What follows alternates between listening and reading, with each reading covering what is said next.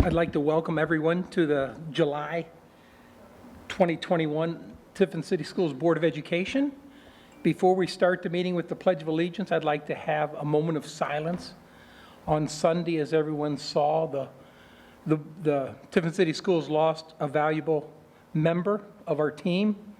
Our therapy dog, Kennedy, passed away due to complications of surgery earlier in the week. So at this time, I'd like to have a moment of silence, please.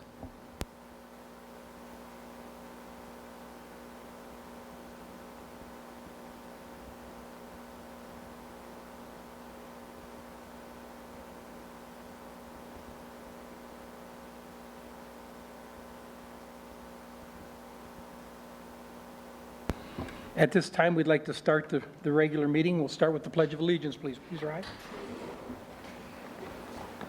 I pledge allegiance to the flag of the United States of America and to the republic for which it stands, one nation, under God, indivisible, with liberty and justice for all.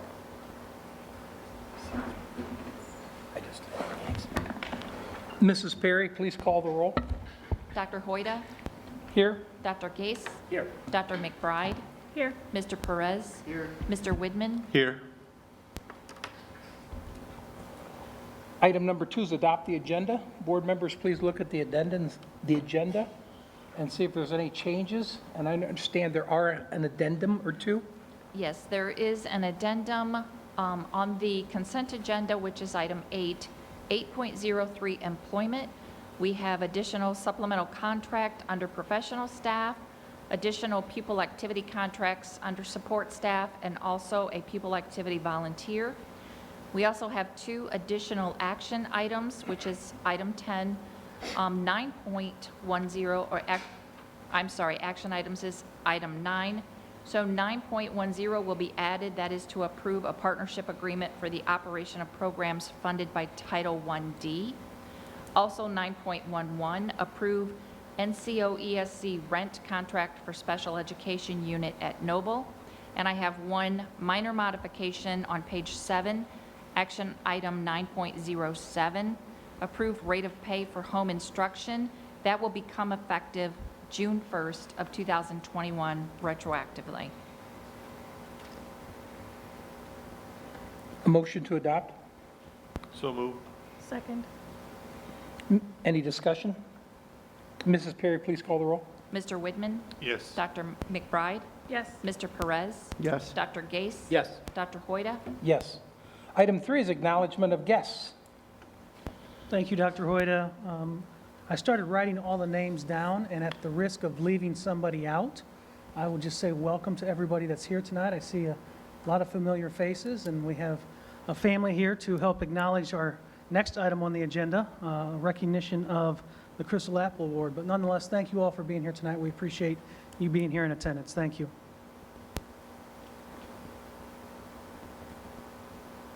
And Bob, moving right into number 4, the Crystal Apple Award.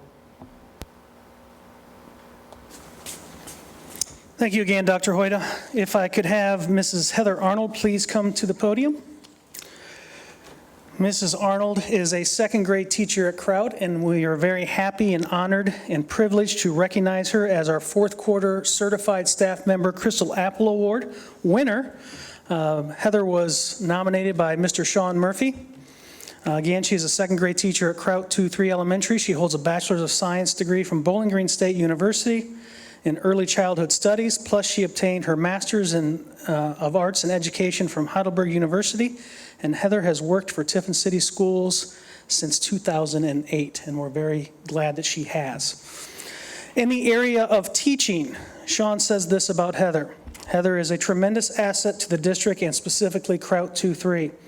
She creates a classroom culture that's student-centered and highly engaging. Heather utilizes instructional strategies and tools to increase student confidence and develop more independent learners. In the area of commitment, Heather's commitment and dedication to working with families during the pandemic was outstanding. Her weekly communication, willingness to respond to individual needs, and consistency in her remote learning plans helped each student learn and not miss any education during this most difficult time. In the area of leadership, Heather serves as a role model and example for others to replicate. Her open and collaborative style lends itself well to sharing her expertise with others. She has built a team of adults that are respected and adored by all her students and their families. This team of adults consists of an intervention specialist, Kathy Kistler, and a parapro support person, Jamie Sivings. This is no small feat, as working closely with other adults in a classroom other adults in a classroom setting requires trust, accepting of others' strengths and weaknesses, and consistent conversations. The success of this classroom team is a testament to Heather's influence and her leadership. Being student-centered, Sean says Heather should be commended for her ability to deliver creative yet instructionally relevant learning experience for her students. One particular activity that demonstrates her commitment to making learning fresh and exciting is the following. The class participated in a book signing combined with a red carpet event. This activity allowed students to showcase their individual work while in a very enjoyable way. Not only did this activity have instructional relevance, but created a memorable moment for each student in the class. Outstanding accomplishments, Sean says, while I don't have knowledge of any specific accomplishments and awards, my wife and I do have the utmost trust and faith in her teaching abilities. We have been fortunate to have 2 of our children have Heather as a teacher.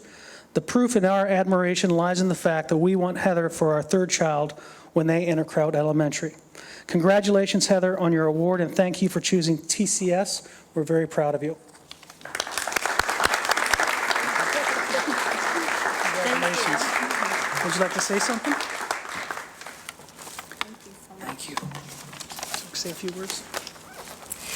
I want to tell all of you, thank you so much, the board and the administration. And it was a tough year last year, but it was just so nice to be able to go to school every day and do what I love every day. And it was so nice to be at school with students.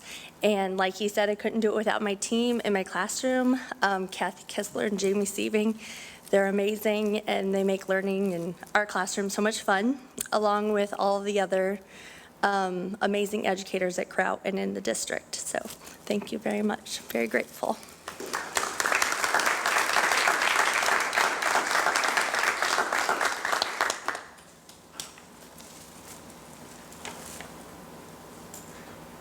Item number 5 is the introduction of our 21-22 student board representatives, which 3 of them are here tonight.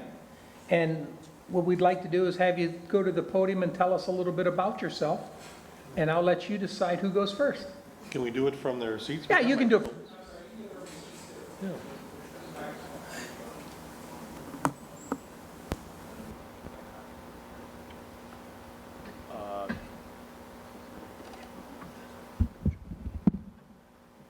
Hello, I'm Gunther Kissel. I'm a member of the football and baseball team, as well as a member of various clubs throughout the school. After I graduate, I'm going to try to achieve a bid to the Air Force Academy and/or pursue a degree in engineering of some sort.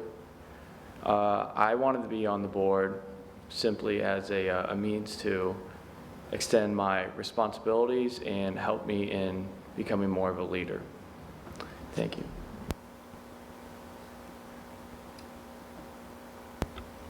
Hi, my name is Cole Newlove. I'm a member of the cross-country and track teams here at TCHS, and as well as the choir and band.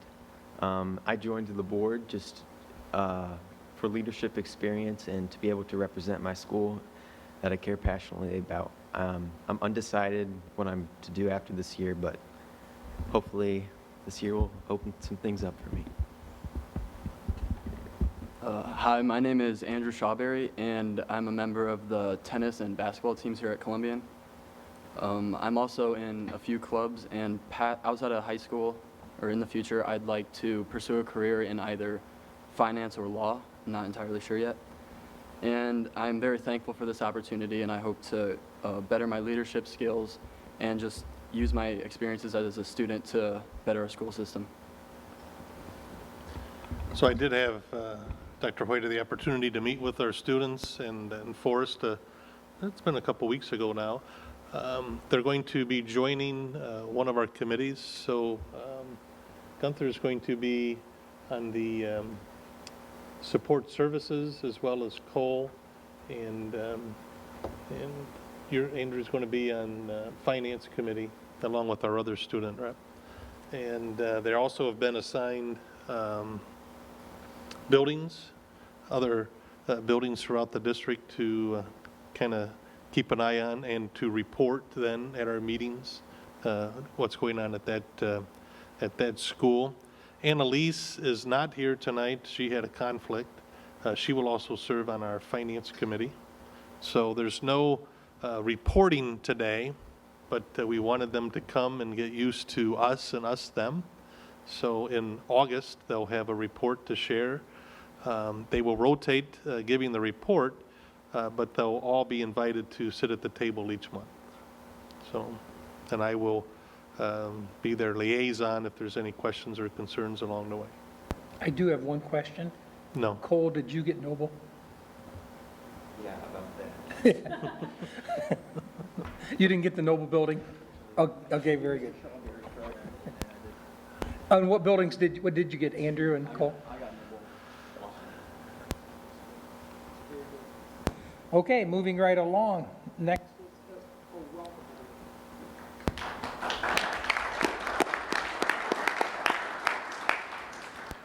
Moving right along into item number 6, committee reports.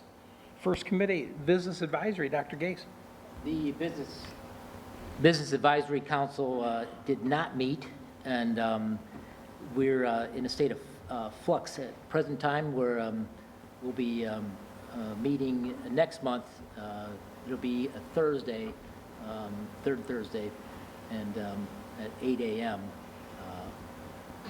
But more information will be forthcoming as we change our structure, our leadership structure.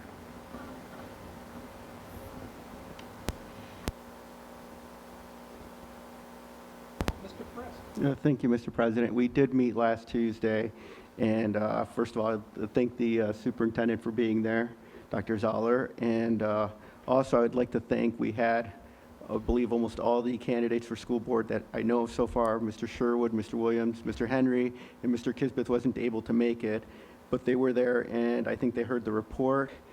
First thing we discussed, I think, was the finance reform that passed in Columbus and how it would affect our district. And overall, what we would report, and Ms. Perry, I think, has the actual numbers, is the fair funding reform bill is not a panacea for our district. It only envisions funding laid out for 2 years, doesn't go beyond that 2-year period, and it's really, I would say at this point, a minimal amount that it's going to affect our district. It's not what was in the original bill, so we have to plan around that accordingly. And then second, we did discuss whether or not we should go for referendum in November. And I think that the decision or the recommendation from our incoming superintendent was not at this time. He is just starting at this point. There's a lot of work that has to be done first. And I think we know what happened the last few times if we just pushed this without having everything in place. And it wouldn't be fair, I believe, to the incoming superintendent either. He's got to put his team together and get everything in place and look at all our options at this point. And so I think that would be the recommendation out of that committee is November is just not going to happen in that regard. And then if you want, I can go into legislative also. Barely, in addition to the fair funding reform bill, there was also some legislation regarding vaccinations. We cannot require vaccinations of our students if they haven't been approved completely by the FDA. They can't be the emergency authorization. So that's the other bill that came out, and there were some other bills as well, but I think those are the most pertinent ones at this point.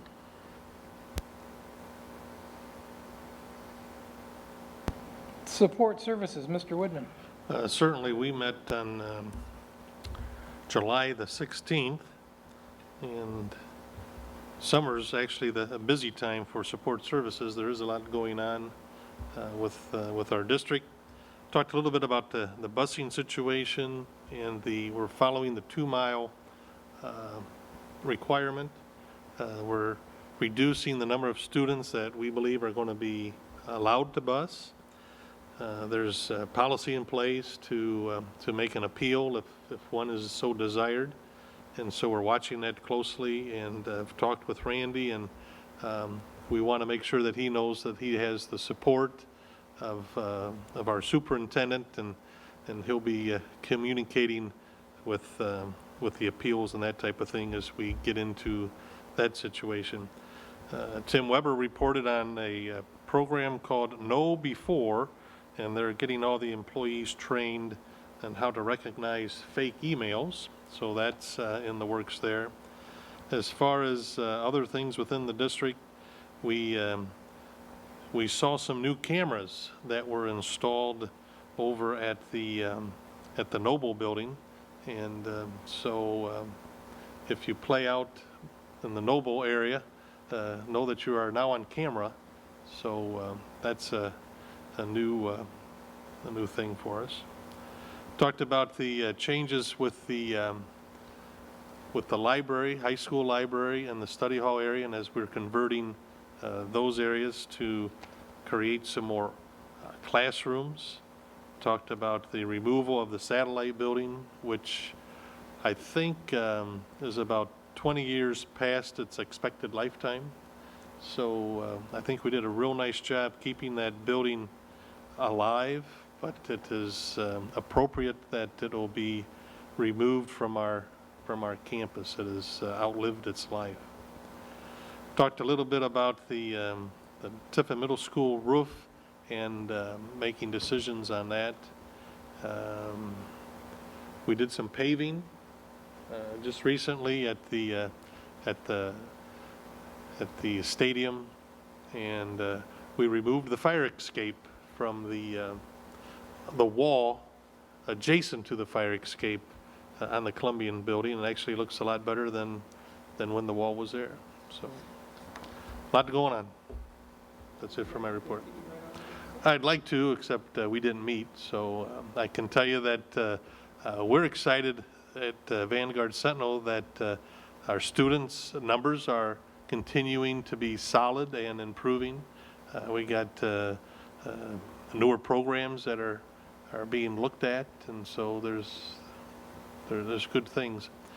You know, when Andy talked about the business advisory, you know, Vanguard Sentinel is very active with that business advisory, and so they will be part of the program moving forward with what's going on with that. So that's all I have. Item 602, the interim superintendent and assistant superintendent's reports and recommendations. Mr. Bose. Thank you, Dr. Hoyda. First item I have, we have a couple of policies for your reading enjoyment. The first one is a blended learning policy, and we need to revise. Actually, this is an initial policy. This is not a revised. This is the blended learning policy that we need to have in place due to the success of the Tornado Academy and extending that program into next year and hopefully years beyond that as well. So the blended learning policy is new when you all take a look at that. The second one is GCEN-1, which is evaluation of professional staff. This one is a revision. We're moving from OTES to OTES 2.0. I have not done the training for OTES 2.0, but it is the system that we use to evaluate our teachers throughout the district. I'm going to put Jen on the spot here because I know that she's done some stuff with OTES 2.0, and I think she's done the training as well. If you want to share anything about that? It is a requirement that we transition to OTES 2.0. So all of our administrators have gone through or are going through the training, and then you have to take a test to become certified for it. What I'm working on right now is a PowerPoint essentially that either the principals or myself can share with the staff to help them in understanding the transition from the 1.0 to 2.0. There's some changes that I really truly think will be more beneficial to the staff. I feel like it gives them more ownership in their development, and then it also has them play more of an active role, I feel, in that evaluation process. So I think it'll be a good change. I think it'll be interesting to see what their thoughts are on it as we go through that changeover. But it is something that is a requirement. So what is OTES? It's the Ohio Teacher Evaluation System. It's just the system that we have to use in order to do evaluations for our teaching staff. There's also an evaluation system for the principals and then also for guidance counselors too. So that's the electronic platform where everything is housed, and so it gives you I believe it gives reminders of like you have so many evaluations to do by certain dates, and then both the administrators and the teachers can pull up all the files that are in there. Is that right? Yeah, it is an electronic platform that you can upload different things into. We do not upload everything into the system. We work it with an agreement with our union as to what we will upload into that system. So we appreciate our partnership with our union, and so we work together to make sure that we do what's best for them. Thank you. Thank you, Jen. The next item is the first read for the athletic handbook. I believe Mr. Hartzell was here, I don't know if it was last month, but certainly the last couple months, and gave you each, I think, a paper copy of the handbook. Tonight, we're officially presenting it as a first read. If you have any questions, just let us know, and we'll certainly work through what those are. I know that Dan has worked really hard putting that together and making the revisions needed in that handbook. The next item, face coverings. As you're probably all aware, Governor DeWine and CDC came out and they highly recommend face coverings in a school setting, but nothing has been mandated at this time. In talking with Dr. Zoller, it would be our recommendation for Tiffin to move forward with giving families a little choice in the masks and face coverings. We highly encourage and would highly recommend, if you haven't been vaccinated, to consider it, but we're not going to require it in Tiffin City Schools at this time. Now, that's subject to change, as we all know. We're still a few weeks out from school, and who knows what may happen here down the road. But that's what we would like to present and recommend for our district. The only caveat to that is the fact that CDC does mandate mask coverings for school bus transportation. So anybody that will be riding a bus will be required to have a face covering on at least until, we believe, mid-September, where that may be overturned or may just expire. But to start the school year, students on buses as well as adults on buses will need to have a face covering. Mr. Bose, first of all, I don't want to get ahead of it, but does that mean if we actually go back to field trips this year, that would be something that would be required at this point? Yes. Okay.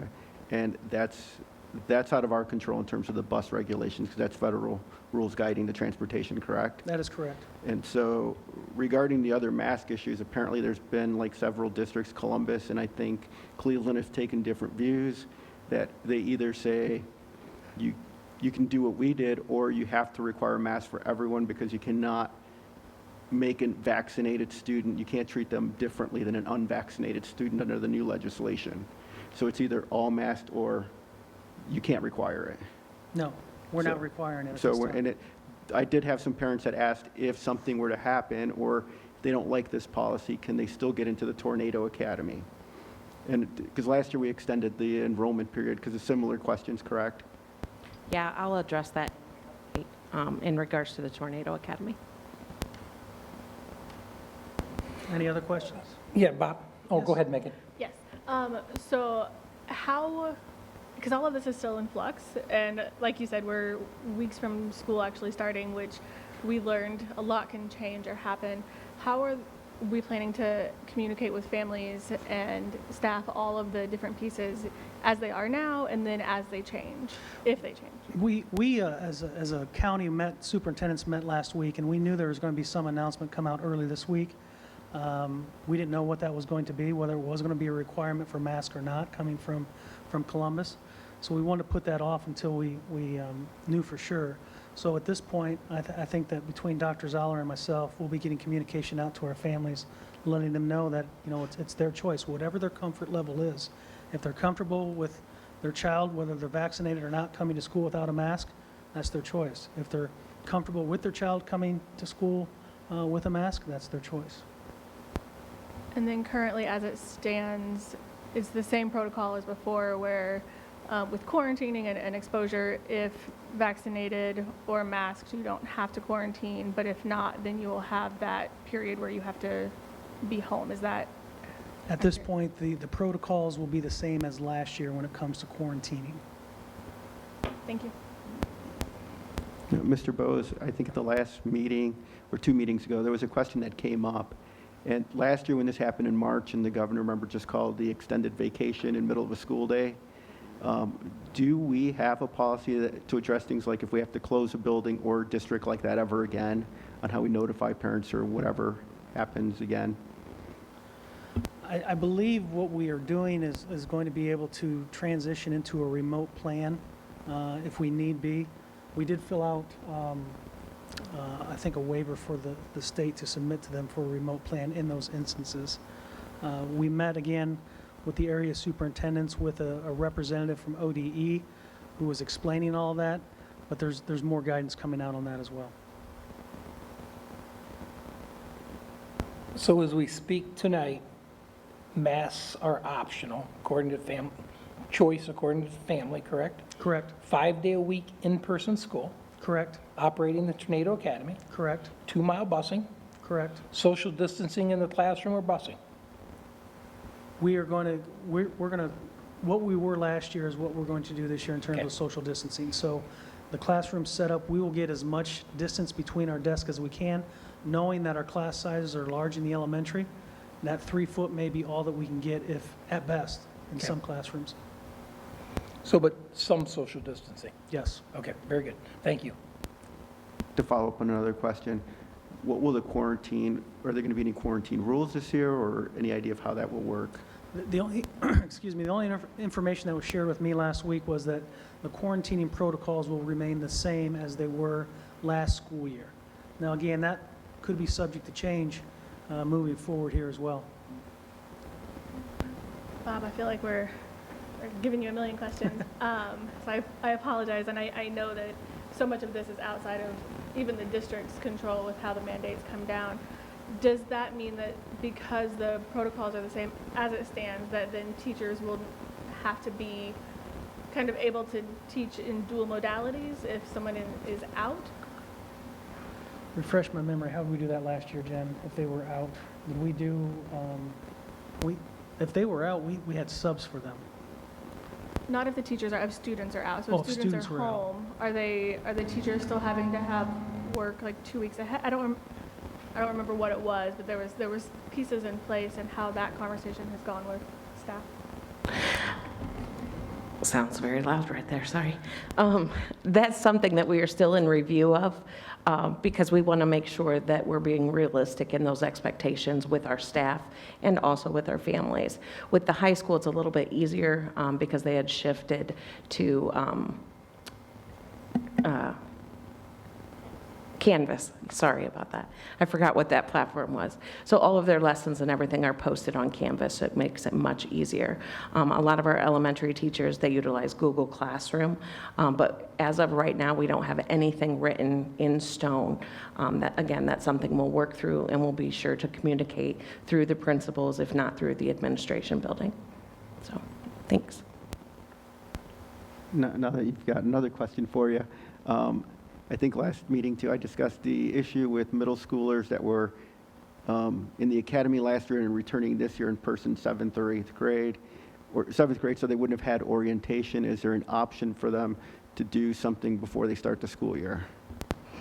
The building principals, most of them have just come back this week. Actually, some of our principals don't come back till next week. So that's something that they'll be working on, whether they're a Tornado Academy student or if they're a student who's typically transitioning to a new building. I know that all of our principals are working to address that. Of course, it's something that we always have to watch, because if they were to change any guidelines from now until then, we would have to come up with an alternative plan. But I do know that the principals will be working on that, and then they'll be sure to communicate that out to the families.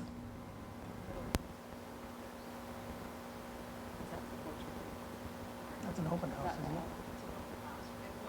isn't it? Orientation is the 16th.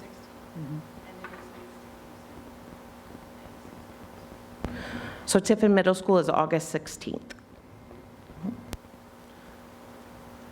Again, obviously, this is subject to change. We're going to keep a close eye on everything that's going on, and we will keep you updated as we move forward from here. And then typical communication, final forms, emails, Facebook. Yep. All the usual things. Yep. Yep. Any other questions? Moving on. Jen wants to talk about Tornado Academy. Tornado Academy, we had initially put that information out, I believe, in April, May, with a deadline of May, so that we could kind of get a handle on what our classes were going to look like. Last year, we had 700 students at one point in our program. Presently, we have 118 who have applied. It looks like at this time, we have 104 that we will be accepting. Of that, 13 are new students which have never been in the Tornado Academy, and 91 are returning students. Mr. Perez, you asked the question in regards to, is it too late, or are we extending that deadline? The answer to that is yes. Tentatively, again, we are putting a deadline of August 10th at midnight.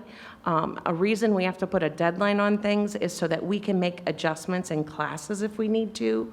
And we want to make sure that we're meeting the needs of all of our students, not just our students who are online, but our students who are seated in our classrooms. Students, if they have a particular situation and it's after the deadline and they're looking for acceptance into the academy, that'll be a case-by-case basis. It's always easier if a student transitions in at a quarter or a semester. It's much easier to transition out of the Tornado Academy at the semester break. But those are things that we work through.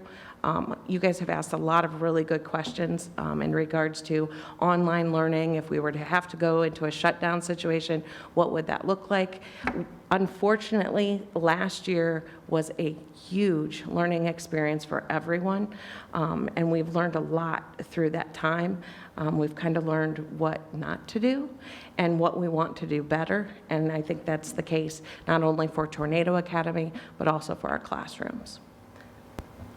Jen, a question there. I think last year we allowed students to enter the academy through the school year, but they couldn't go from the academy back into the classroom until the semester. And that's what you were referring to, is that would be the same policy for this year? That is what our intention was. There are some circumstances that make that impossible. And again, so we go case by case on that, and we try to support those families in making the best decision for those students. So we would appreciate them staying through the semester, because again, we're adjusting class lists, we're providing support. Those are all things that we're working on. The other thing to keep in mind is that this year with Tornado Academy, our K through 8 students will be utilizing schools PLP again with the support of Leah Alvarado and Christine Shaver. Both of those ladies are meeting with me on Monday so we can map out our year, when we're going to have an orientation for families, which we were unable to have last year. We want to have an orientation for families where they can come in, kind of get to know the platform, get to know the teachers, and then they can also pick up their technology at that time. Our 9 through 12 students will be utilizing Apex. Apex is a familiar program for our high school students, so that should be a fairly easy transition for those students. students. And I think I mentioned it at the last board meeting. We're excited this year in regards to our high school online students and that we are able to offer support in English language arts, mathematics, and social studies at this time. We'll have one period each day dedicated to that, where students can Zoom in, or if need be, they can come in and actually meet with a teacher to work through some of those things. So we have a lot more support systems in place, I feel, this year that can really make a better environment for those students. We're also requiring them to come in at times for meetings, and we'll be sharing all of that information along with a handbook and different things as time progresses, and especially before school starts. I think that's one of the neat benefits of the way we do our Tornado Academy, is that the students this coming year will actually come in periodically to meet with people. So it's not your typical homeschool type environment. They have the support, as you mentioned, and I just think that's tremendous. People don't really get the full effect of that yet, so we need to continue to share the difference of what it really means and how we're doing it differently than what the other people do. So I, again, appreciate what you've been doing so far with that. It's what Tiffin's got going on is not the typical, and I think we're far ahead of what other people are doing with it. So thank you. You're welcome. And I guess at that point, I really want to let other communities know, other local schools know, if parents and students are interested in this program, it is definitely something that they could work through for open enrollment. Again, we would take them into consideration. We would talk with other school officials to see what kind of a learner they are and if this is going to be a successful environment for them. And if so, then we would accept them as an open enrollment student into our Tornado Academy. So, any other questions? I have a question regarding the open enrollment perspective. An outside district high school student wishes to enroll in the Tornado Academy but wants to play in the band of their home school. What's the logistics that? Is it possible? No. No, okay. So you're the home Yeah, school? we become the homeschool at that point. But that is a good point to remind parents, even though you're part of the Tornado Academy, you are truly a Tiffin City School student, and you can participate in extracurriculars. We also do allow students to come in during the school day for band and choir, and if there's particular art classes especially, we encourage them to be a part of those situations. Regarding the open enrollment, I'm not sure, I'll save that for my third question. First of all, we're down from 700 to 100, so has the cost of the program decreased versus last year? And last year, I believe we offset the cost by kids that were staying in district versus enrolling digitally elsewhere. And so do you see that happening again this year? And is it going to be covered by ESSER 3 funds? Is that what we're anticipating? If you guys want to answer those. We do not have that planned to be covered under ESSER 3. Okay. I would have to go back, Mr. Perez, and look to see the exact student figures as far as where is the breaking point for us breaking even versus us having a cost savings, or if there would be a loss. And I will definitely look at that information and let you know. But I do want to remind you that last year was a situation where I think families felt forced into that situation, versus this year, it's a situation of choice. And so, like I have stressed before, we want to make sure that we make it the best choice possible for those who feel that this is something they need for their family, whether it's a health situation, if it is just a life situation. We have many high school students who are employed.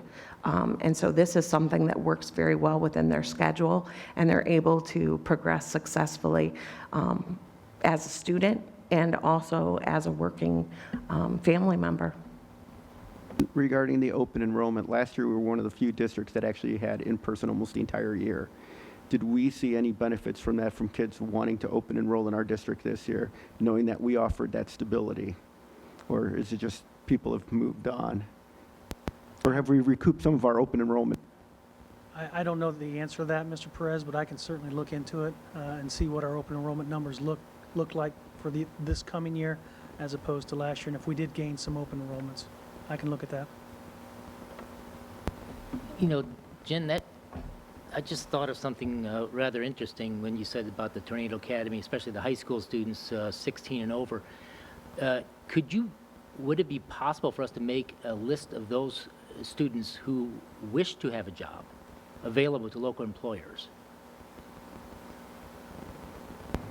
We'd have to check the legalities on Right.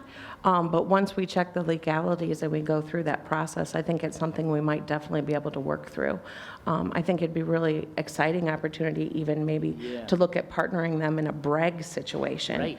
Where we partner them with a local business and they gain that experience so that hopefully upon graduation, they also have a job. Yeah, because So- I gather most of these kids are self-starters. They're doing this for a reason. They learn better that way, and they can handle a job and this.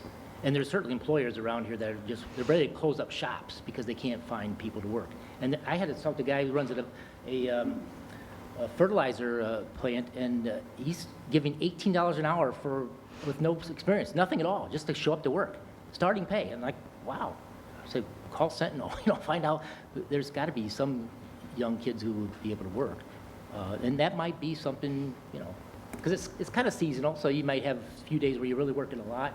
And when you're doing it online, certainly you can adjust your schedule that way. So something to think about, Definitely, that's something we can check into. Jen or Bob, I'm not sure, and you might have already answered this at a previous board meeting.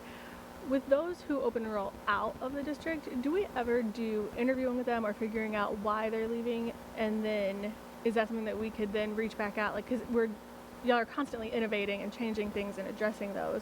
Are we then able to follow back up with those families? Like, hey, we're now doing this thing that meets that need that you talked about?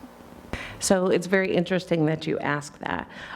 With our families who apply for homeschooling, what we started to do last year is to let them know about the Tornado Academy, because obviously they're looking for an alternative.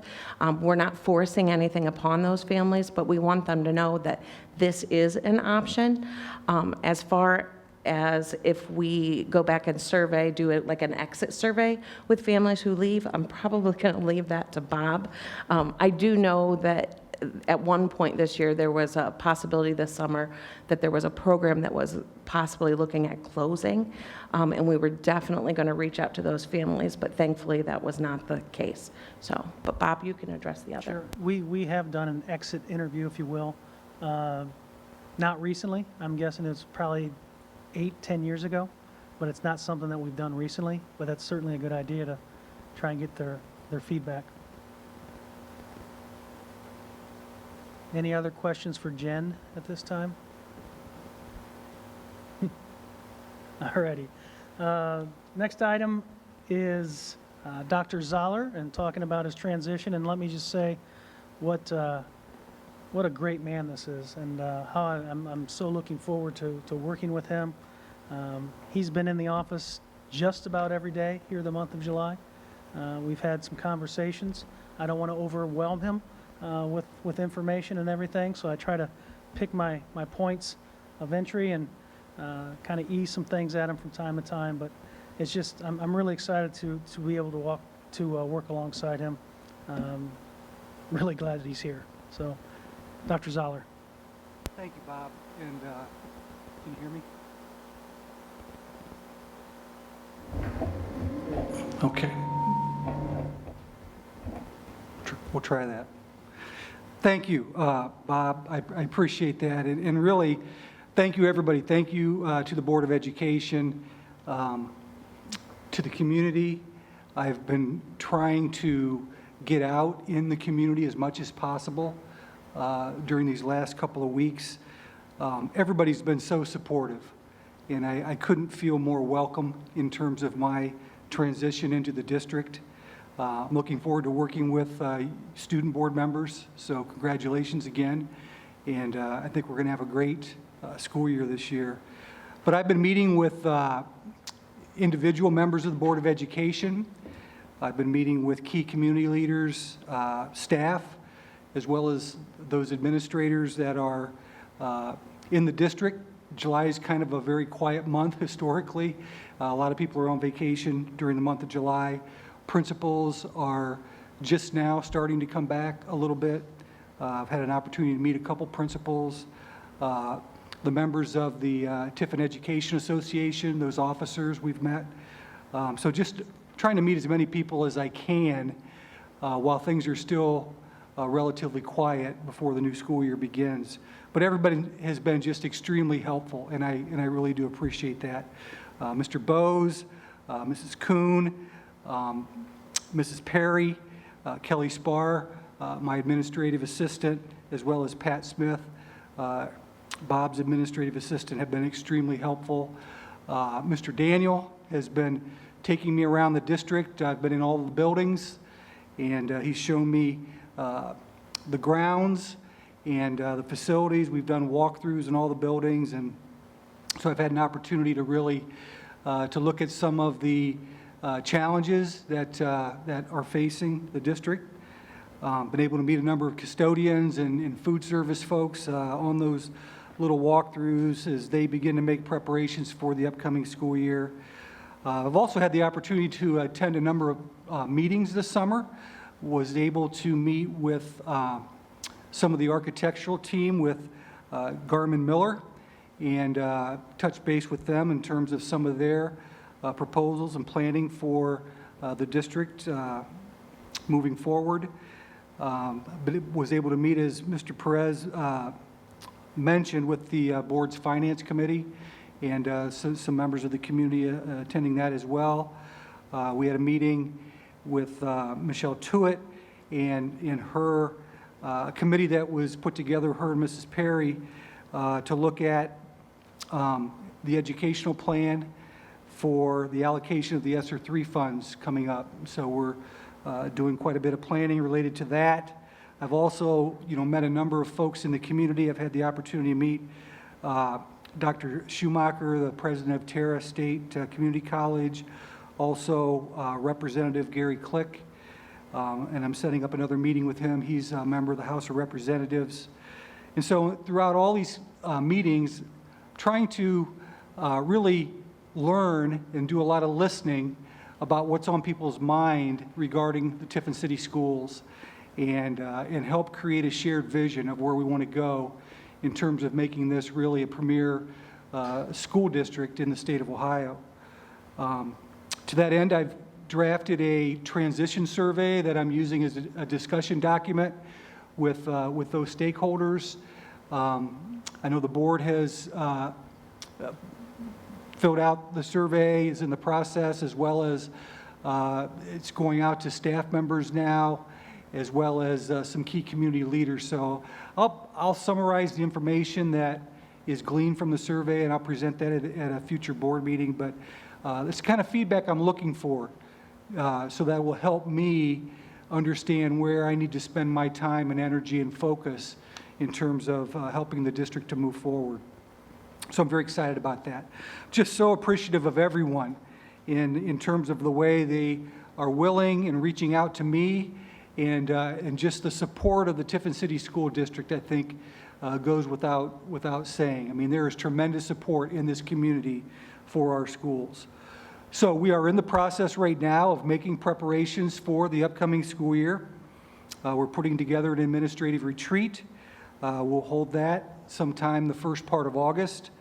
We're making preparations for our back-to-school convocation, which will be held on Monday, August 16th. That'll be here in the middle school. Information and communication will be going out about that early next week. As Mr. Bose mentioned, we're continuing to monitor all things related to the COVID situation, working with state and local health officials, and really want to emphasize that our top priority is ensuring that our students and our staff, that their safety, health, and well-being is our top priority. So I know the district did a great job with that last year, and we'll continue to do that this year. That's one of our North Stars. I'm very excited that the district will be continuing and making available the online Tornado Academy option for parents, and I want to thank Mrs. Kuhn again for spearheading that initiative. That's a daunting task. I know it was a huge challenge to put together last year. Hopefully, this year won't be quite as daunting, but I know there's still a lot of work to be done there. But I do think it gives those students and parents an option, which I think anytime you can give students and parents choice, that's a good thing. And so, around 100 have chosen that option at this point in time, and we'll continue to work with them to make sure that's a good advantage for them.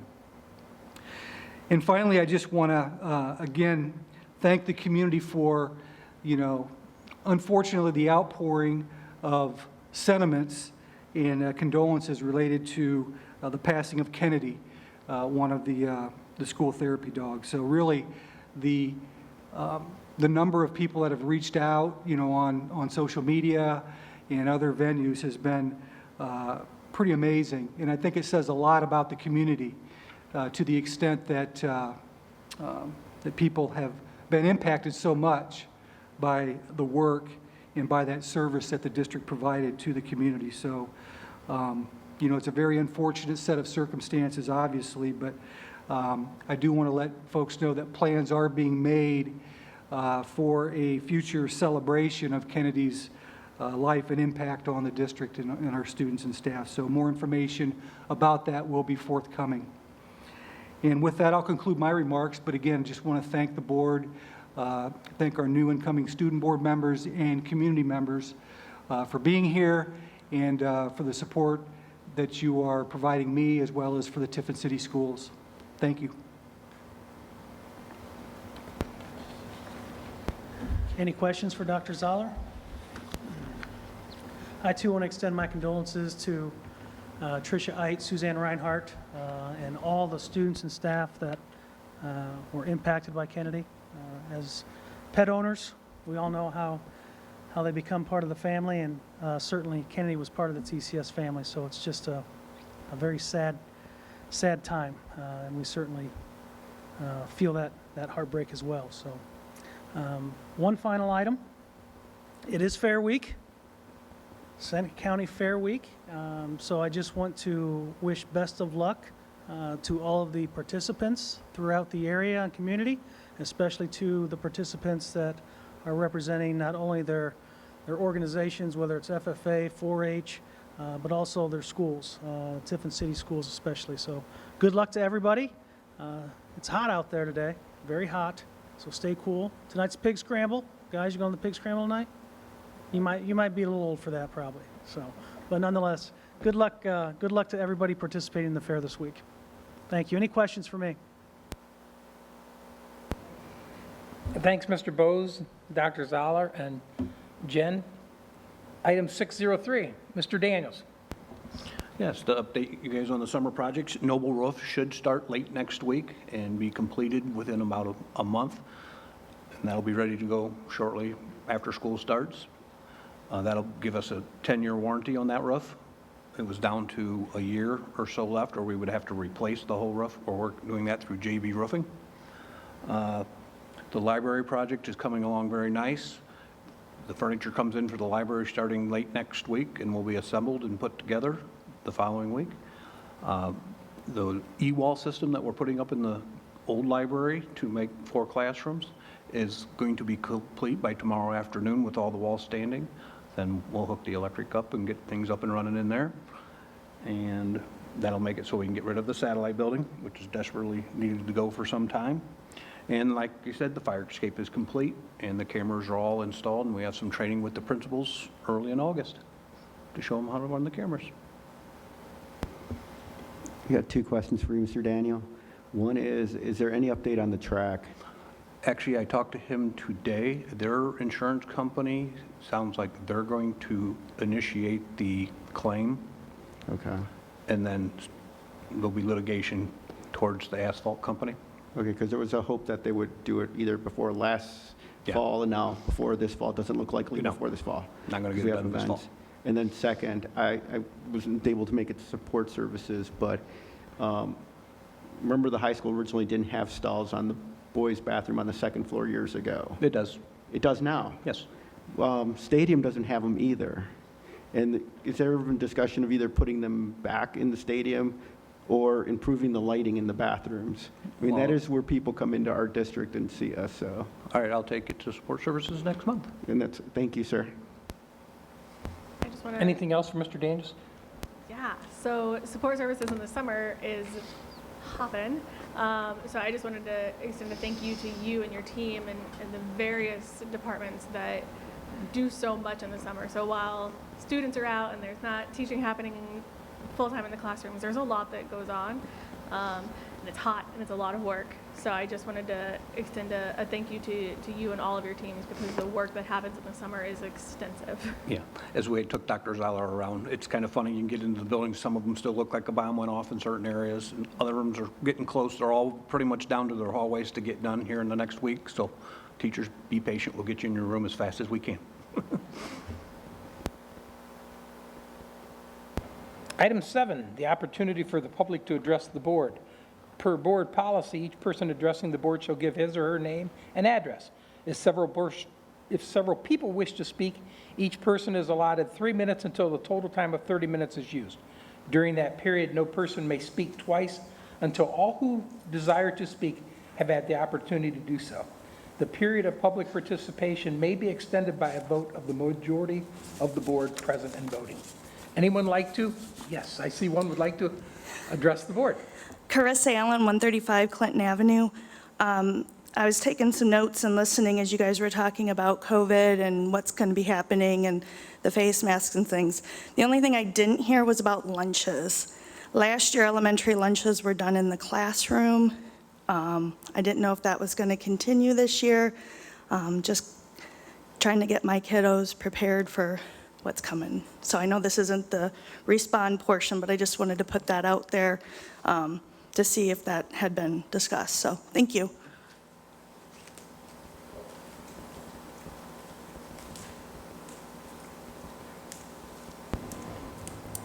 Mackenzie Nino, 316 Summit Street, Fostoria. My name is Mackenzie Nino, and I'm on the agenda today to be hopefully hired for the third grade teaching position. I just wanted to introduce myself and thank you for the opportunity.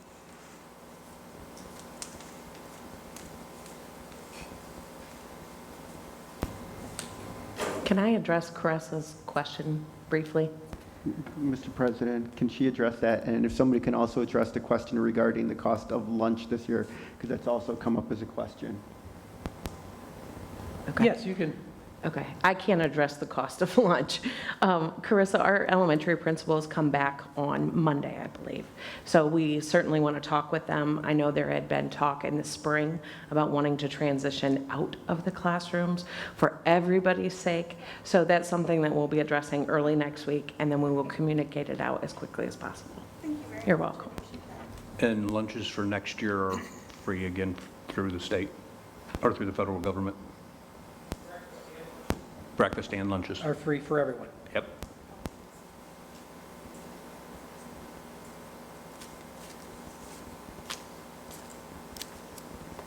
I'm Ron Eisen. I live at 83 Charlotte Street. That would be the lone white house on the hill above the tennis courts. I have lived there for about 19 years now. I'm a veteran. I'm a retired railroader, and I've had a good relationship with the school the whole time I've been there, enjoyed living there. My 87-year-old mother, who's lived with me for the last 5 years, is moving to Kiwanis Manor. I have been in cursory conversation with Mr. Daniel prior to the COVID about the situation as pertains to the demolition of the houses above me. It's created a circumstance where the water drains from the parking lot and the empty lots down to my property. It has played havoc with the sidewalk, the steps by my driveway, the sidewalk immediately in front of my house, and now it's getting into my foundation. Primary concern is being compensated possibly by the school for the damages. I see that it is beyond normal degradation that would have experienced ordinarily. In saying that, I have told him that I would be open to selling the house, you know, whichever way they feel would be most fair and equitable, and more than willing to work with them. I want to thank you all for your participation in this board. It's hard to get good people these days. Thank you.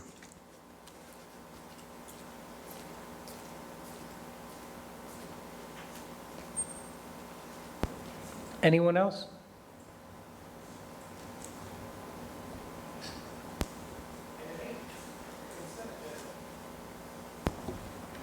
(801), approve the minutes from the meetings. 802, treasurer's report. 803 is is employment, not unemployment. Quite a list there.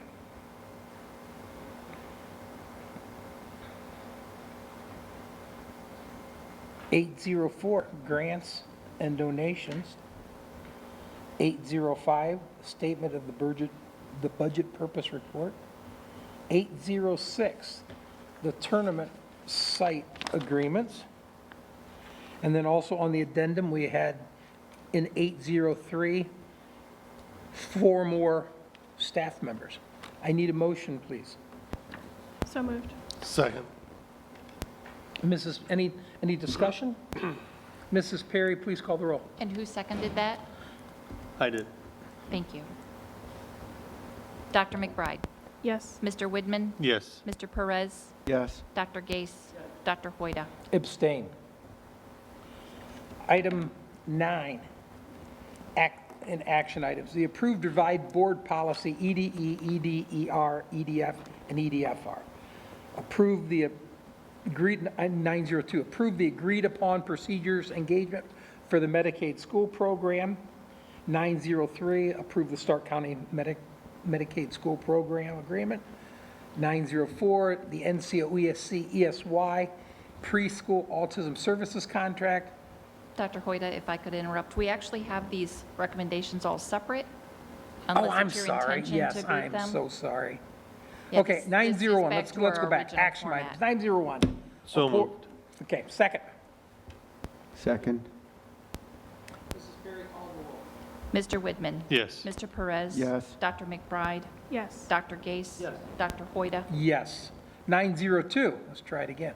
Approve the agreed upon procedures engagement for the Medicaid school program.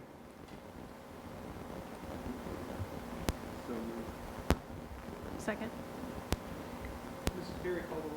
Mr. Perez? Yes. Dr. McBride? Yes. Mr. Widman? Yes. Dr. Gase? Yes. Dr. Hoyda? Yes. 903, approve the Stark County Medicaid school program services agreement. So moved. Second. And then can one of our admins just speak to this a little bit? That's a service agreement for a student that we have that is receiving their services there. Thank you. So it's our student receiving services in Stark County? Okay, very good. Mrs. Perry, please call the roll. Mr. Widman? Yes. Mr. Perez? Yes. Dr. McBride? Yes. Dr. Gase? Yes. Dr. Hoyda? Yes. 904, approve the NCOESC ESY preschool autism services contract for fiscal year '21. Need a motion, please. Second. Any discussion? Mrs. Perry, call the roll. Dr. Gase? Yes. Mr. Widman? Yes. Dr. McBride? Yes. Mr. Perez? Yes. Dr. Hoyda? Yes. 905, approve Journey's 2014 K through 5 one-year digital extension proposal.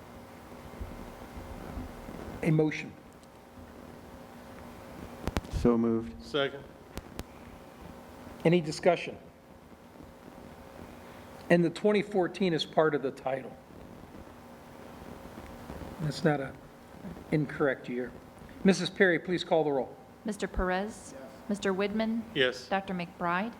Yes. Dr. Gase? Yes. Dr. Hoyda? Yes. 906, amend the superintendent contract. I need a motion. Second. Any discussion? And the modification for the public? Yes, this is we needed to have, from Dr. Zoller's previous employment to the start of his new employment, we had to have a one-day recess. And our contract did not have that, so All it does is put the start date day later. Exactly. We just moved the start date a day later. Mrs. Perry, please, any more discussion? Mrs. Perry, please call the roll. Dr. Gase? Yes. Mr. Widman? Yes. Dr. McBride? Yes. Mr. Perez? Yes. Dr. Hoyda? Yes. 907, approve the rate of pay for home instruction. Need a motion? So moved, or? Second. This is the one that's retroactive back to June 1st, right? Correct. Any discussion? Any more discussion? Okay. Mrs. Perry, call the roll. Mr. Perez? Yes. Mr. Widman? Yes. Dr. McBride? Yes. Dr. Gase? Yes. Dr. Hoyda? Yes. 908, it's getting that time of year. Approve the bus routes for the 2021-22 school year. I need a motion, please. So moved. A second? Second. Any discussion? Just a huge thank you to our busing department and the work that this has been, and now with all of the roads going down, just, again, huge kudos. And for the work that seems to not end. And in that regard, too, I think the department, but I'd also like to thank the city because of the unexpected work on the bridge, that they foresaw that that would have probably complicated a problem for us, if it would have happened during the school year. But thank you again to transportation. Absolutely. I think that partnership between us and the city and the transportation of the city has been really just mutually beneficial, and thankful for that. Mrs. Perry, please call the roll. Dr. McBride? Yes. Mr. Widman? Yes. Mr. Perez? Yes. Dr. Gase? Yes. Dr. Hoyda? Yes. 909, approve the 21-22 school bus stops. Motion. So moved. A second? Any discussion? Mrs. Perry, please call the roll. Mr. Perez? Yes. Dr. McBride? Yes. Mr. Widman? Yes. Dr. Gase? Yes. Dr. Hoyda?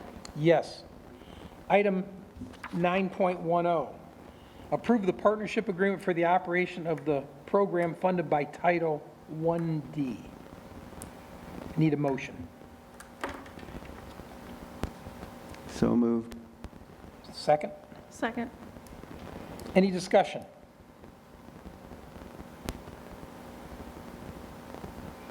Mrs. Perry, please call the roll.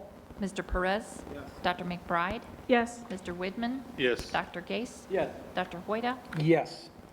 Item 911, approve the NC-OESC rent contract for the special education unit at Noble. Need a motion. Second. Any discussion? Yeah, can we speak to that a little? We have a autism unit, or I'm sorry, is it an autism unit? It's an ED unit housed at Noble, and it's supported by ESC staff members. They rent that room because our students that are attending that class. Thank you. Any further discussion? Mrs. Perry, please call the roll. Dr. Gase? Yes. Mr. Widman? Yes. Dr. McBride? Yes. Mr. Perez? Yes. Dr. Hoyda? Yes. Item 10, opportunity for the public to dialogue with the board.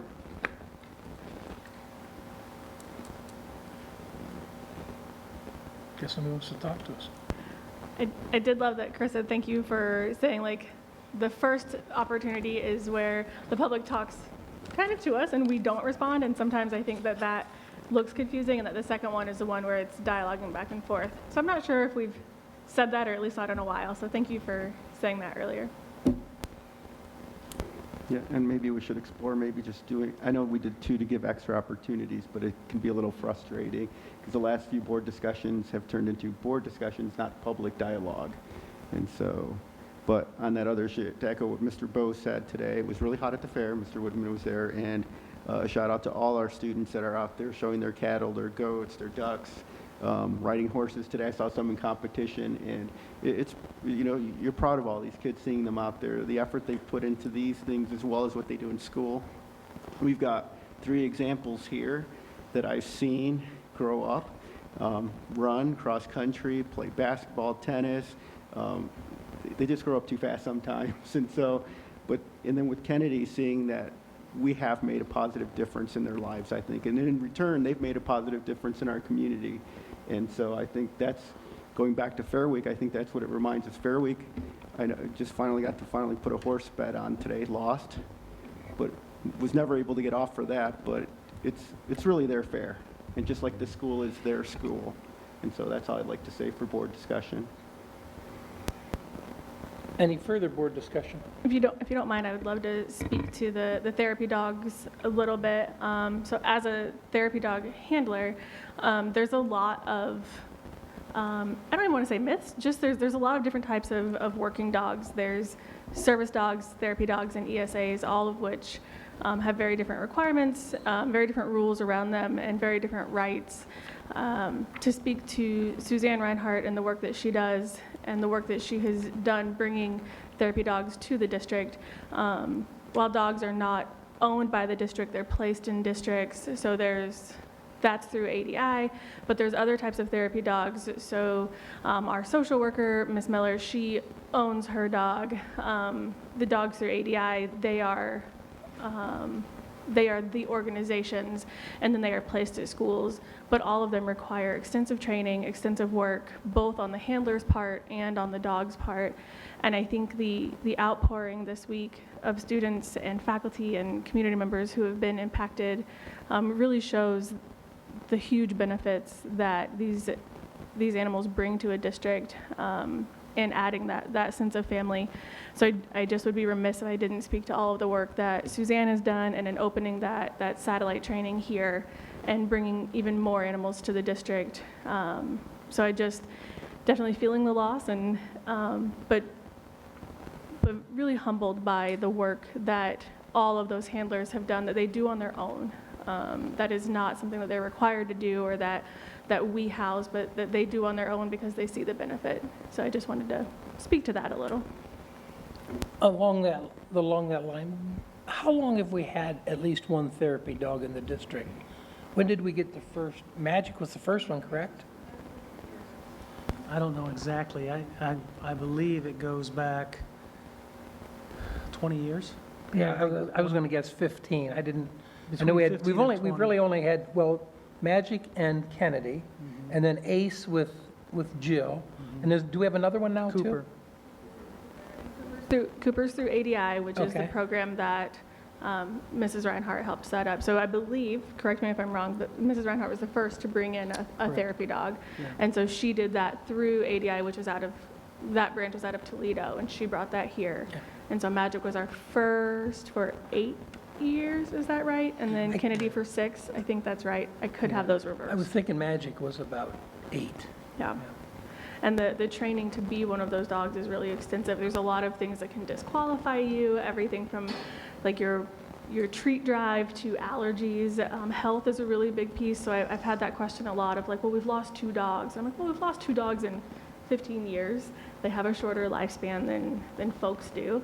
But health is a really huge piece, and the health is, the vet bills are actually covered by the handlers. So that's not something that the district pays for as a part of the agreement. So all of that is really a labor of love that those handlers give to the districts. And along that point, I currently have a dog that was in training to be a service dog, but it was a flunk out. Still a great dog, it's just Does good a with flunky. you. Yeah, we relate. We say that their career changed. Yeah, that's what I'll tell her tonight when I get home, her career changed. Officer Doug Skornica actually has been working on a therapy dog too, that he brings his personal dog in some. And he's been doing training with that dog. So, and I think with Kennedy, that's the dog my kids went through early on, but you see the wall back there, it says be kind. And they've been able to work that in along with our other programs. All the kids learn to be kind like Kennedy. And so Kennedy was part of their family growing up. And so that's the hard part about having good dogs, though. We lost 2 in the last year in the pandemic. It's not easy. So, but I think it's just that everyone has that common memory. And, you know, we've got Ace and Cooper now, so. And some of the work that it doesn't just happen in the district. Most, if not all, I know that Suzanne and Jill both do critical incident response. So Suzanne and I have been doing critical incident response within the community for years. And so those dogs also go to the community when there are crises. And it's not just ours. We do contiguous counties within the state. And so they've really provided so much over the years. So just the number of lives that Kennedy and all of our dogs and handlers have been able to touch is really profound. Any further board discussion? I want to note when we talk about going back to school, if you go to tiffincityschools.org, it's a Responsible Restart Ohio, TCS 2021, and there's some questions, frequently asked questions. So if people have questions, they can go to that and get some answers. So well done, by the way, whoever put that together. So. Bob, at the orientation for athletes this year, I believe they stressed the need for, are they still looking for volunteers for cross-country carnival? I believe they are. You can never have enough for that event because it's so huge. And so people know the cross-country carnival isn't just big in our district, it's big financially for our district too. This is sort of, we were the Buckeyes. Cross-country, it funds most of our sports. Yes. It's a big event for our community. It's a big pride event too because of everyone that comes here. It's amazing. So if you've got time, get in touch with who? Either Dan Hartzell, our athletic director, or Adam Koch, our assistant athletic director.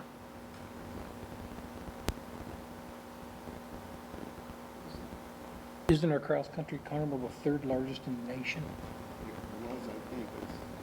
At one point, it was the 2nd, and it may have bumped down, but it's still huge for Tiffin, Ohio. That's for sure. It's a really neat claim to fame. When I'm out doing work with Heidelberg or with my practice, when people ask me where I'm from and I say Tiffin, they're like, "Oh yeah, the big cross country thing," and I'm like, "Yes, that's us." So it's really neat to be known for that and to that be housed here in the district. Anything else? If not, there's no need for an executive session, so we will adjourn. Is there a motion for adjournment? So moved. Second? Second. Dr. McBride? Yes. Mr. Perez? Yes. Mr. Widman? Yes. Dr. Gase? Yes. Dr. Hoyda? Yes. And our next meeting will be August 24th at 6 p.m. in the Tiffin Middle School cafetorium after we are in session. After summer is over.